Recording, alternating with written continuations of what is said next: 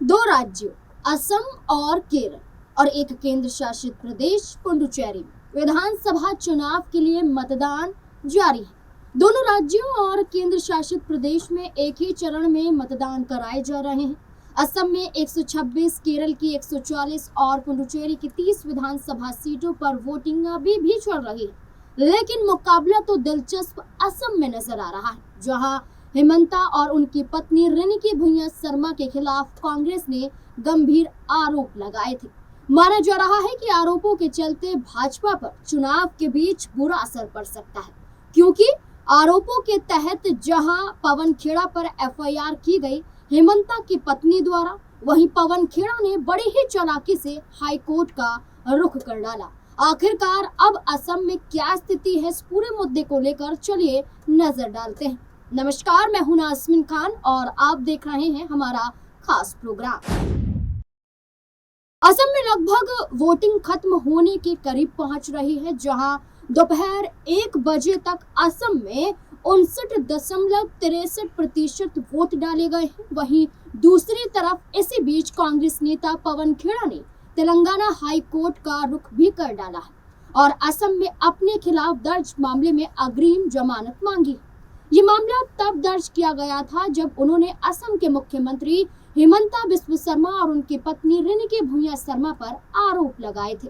हालांकि उनकी याचिका अभी सूचीबद्ध नहीं हुई। दरअसल असम पुलिस लगातार पवन खेड़ा की तलाश कर रही है और इसी सिलसिले में दिल्ली में स्थित पवन खेड़ा के आवास पर छापेमारी भी की गई थी और अभी भी जगह जगह पवन खेड़ा को तलाशा जा रहा है।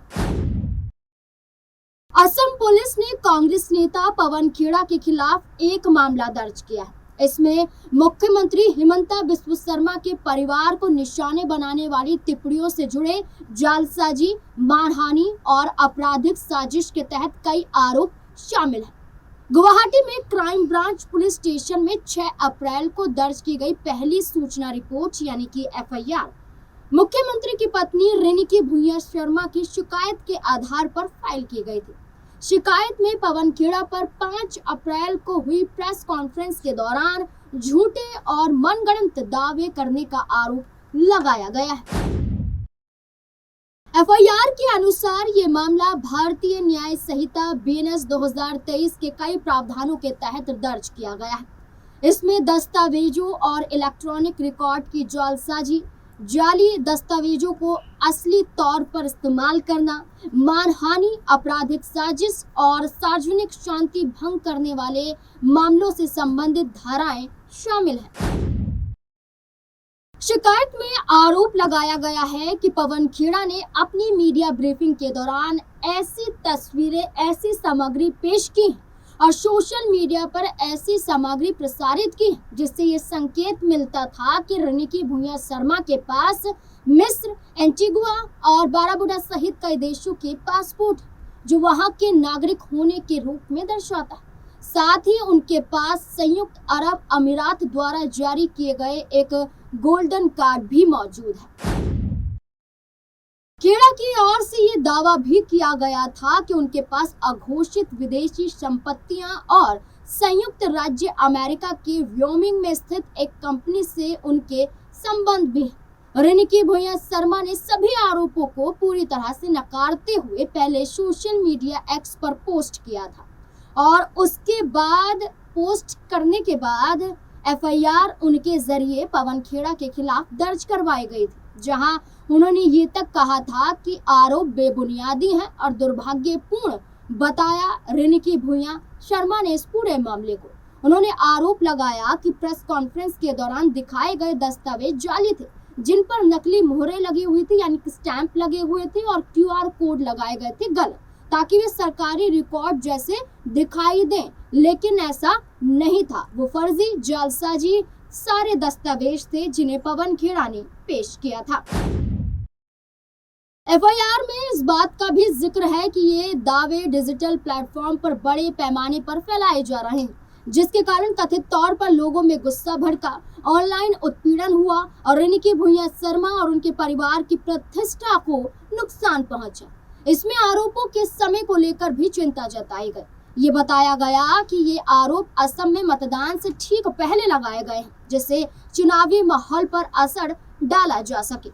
वहीं पुलिस अधिकारियों ने बताया कि जांच का काम वरिष्ठ अधिकारियों को सौंप दिया गया है, जो जांच के हिस्से के तौर पर डिजिटल और भौतिक दोनों तरह के सबूतों की जांच कर रहे हैं और पवन खेड़ा की तलाश कर रहे हैं। और इस पूरे मामले में जल्द से जल्द एक नया मोड़ आ सकता है।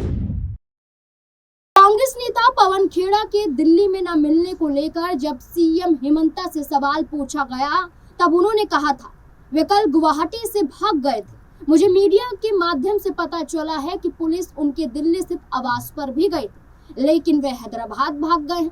कानून अपना काम करेगा। मुख्यमंत्री ने पवन खेड़ा के साथ ही कांग्रेस अध्यक्ष मल्लिकार्जुन खड़गे और नेता विपक्ष राहुल गांधी पर भी निशाना साधा, जिसके बाद राहुल गांधी ने एक्स पर पोस्ट करते हुए हेमंता पर ही हमला कर दिया और कहा कि कांग्रेस के वरिष्ठ अध्यक्ष मल्लिकार्जुन खड़गे के खिलाफ आपत्तिजनक शब्दों का इस्तेमाल करना ये दर्शाता है कि कैसी मानसिकता वाले मुख्यमंत्री हैं असम के हेमंता, लेकिन जनता अब उन्हें जवाब दे देगी।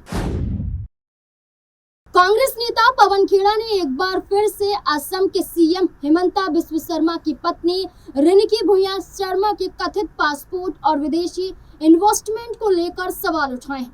पवन खेड़ा ने आरोप लगाया है कि असम के मुख्यमंत्री आरोपों का जवाब देने के बजाय उनको डराने में लगे हुए हैं।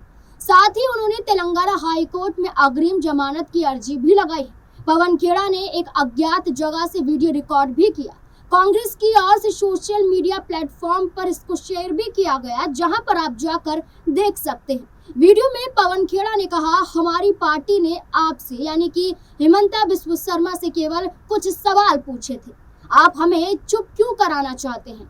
हम आपसे सवाल पूछ रहे हैं और सवाल पूछते रहेंगे और हमें जवाब दीजिए। जवाब देने के बजाय आप सब पर गालियां बरसा रहे हैं। आपने मेरे पीछे पुलिस को लगा दिया है। मैं उनसे डरता नहीं हूँ, लेकिन उनसे बच रहा हूँ क्योंकि मुझे आपसे सवाल पूछते रहने। इतना ही नहीं बल्कि इसके अलावा कांग्रेस के मीडिया और पब्लिसिटी डिपार्टमेंट के चीफ पवन खेड़ा ने असम के मुख्यमंत्री की पत्नी रिंकी भुइयां पर अमेरिका के व्योमिंग स्टेट में रजिस्टर्ड एक कथित कंपनी को लेकर फिर से सवाल उठाए। उन्होंने दावा किया कि कंपनी की आधिकारिक वेबसाइट पर प्राइमरी एड्स के तौर पर लंदन का पता है। यहाँ इस साइट पर जो एड्रेस नजर आता है इसमें लंदन का पता भी दिखाई देता है। वहीं 2 और एड्रेस दुबई और ढाका के हैं। पवन खेड़ा ने बताया कि ब्रिटेन सरकार के रिकॉर्ड के मुताबिक कंपनी का लंदन वाले एड्रेस का लिंक भुइयां प्रॉपर्टीज लिमिटेड से भी है। कांग्रेस नेता ने इससे पहले रिंकी भुइयां शर्मा के पास मिस्र और एंटीगुआ और बाराबुडा के पासपोर्ट और यूएई का गोल्डन वीजा रखने का भी आरोप लगाया था। इन आरोपों को दोहराते हुए उन्होंने पूछा, क्या आपने यानी कि रिंकी भुइयां या आपके एजेंट ने या फिर आपके परिवार के किसी मेंबर ने इस फर्जी कंपनियों को खोलने और प्रॉपर्टीज खरीदने के लिए नकली केवाईसी डॉक्यूमेंट्स का इस्तेमाल करने के लिए क्या कोई लिंक बना रखे हैं? क्या जानबूझकर इस्तेमाल किया जा रहा है? ऐसा सवाल पवन खेड़ा के जरिए पूछा गया। इसका पता केवल जांच होने पर ही चल सकता है, लेकिन आप जांच कराने के बजाय हमको डराने धमकाने में जुट चुके हैं। पवन खेड़ा ने ये वीडियो जारी करते हुए असम के मुख्यमंत्री रहे हेमंता पर आरोप लगाए और रिंकी भुइयां शर्मा से भी सवाल पूछे। अब जहां सवाल पूछे गए तो वहीं दूसरी तरफ अब माना जा रहा है कि वोटिंग खत्म होने के बाद जब 4 मई को परिणाम सामने आएंगे तो असर क्या होगा। जो हेमंता कांग्रेस छोड़कर बीजेपी में आए और बीजेपी का बड़ा चेहरा बने, असम के मुख्यमंत्री बने, क्या वो कुर्सी फिर से संभाल पाएंगे या फिर यही एक बड़ी चूक भाजपा को असम में कहीं ना कहीं गिरा देगी। आपको क्या लगता है इस पूरे मुद्दे को लेकर? अपनी राय कमेंट सेक्शन में जरूर दें। धन्यवाद।